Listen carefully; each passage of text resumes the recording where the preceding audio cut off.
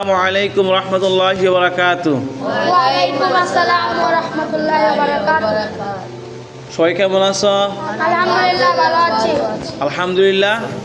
ভালো আছি। সবসময় আল্লাহ তাআলার শুকরিয়া আদায় করতে হবে নাকি? জি। সুখে থাকলো দুঃখে থাকলো, ঠিক আছে? আল্লাহ তাআলা অনেক কিছু দিল, শুকরিয়া আদায় করতে হবে, না দিলেও শুকরিয়া আদায় করতে হবে। আজকে তোমাদেরকে একটি গুরুত্বপূর্ণ হাদিস শোনাবো ইনশাআল্লাহ। আল্লাহ সহিহ মুসলিমে বর্ণিত আছে, রাসূলুল্লাহ সাল্লাল্লাহু আলাইহি ওয়াসাল্লাম ইরশাদ করেন, মান তাওয়াদা লিল্লাহ, যে ব্যক্তি আল্লাহ তাআলার জন্য কোনো মানুষকে সম্মান করবে, শ্রদ্ধা করবে, ঠিক আছে, রাফাআহুল্লাহু, তাহলে আল্লাহ তাআলা তার মর্যাদা বাড়িয়ে দিবেন। সুবহানাল্লাহ। সুবহানাল্লাহ। যদি তুমি কোনো মানুষকে শ্রদ্ধা করো, সম্মান করো, তাহলে আল্লাহ তাআলা তোমার মর্যাদা কি দিবে? বাড়ায়া দিব। তোমার সম্মান কি দিবে?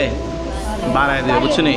এখন ধরো তোমরা ছোটো মানুষ, তোমরা যদি বড়োদেরকে সাহায্য করো, হেল্প করো, তোমার দাদা আছে, নানা আছে, যদি তুমি এদেরকে, একটা বৃদ্ধ আছে না, বৃদ্ধ হওয়ার কারণে এরা তো সব কাজ করতে পারে না, তুমি যদি এদেরকে হেল্প করো, সাহায্য করো, এদেরকে তুমি শ্রদ্ধা করো, মর্যাদা করো, আবার তুমি বৃদ্ধ হবে নি, তুমি বৃদ্ধ হওয়ার পরে আল্লাহ তাআলা আবার এমন লোক যোগাই দিব যে তোমার আবার সম্মান করবো, শ্রদ্ধা করবো, ঠিক আছে?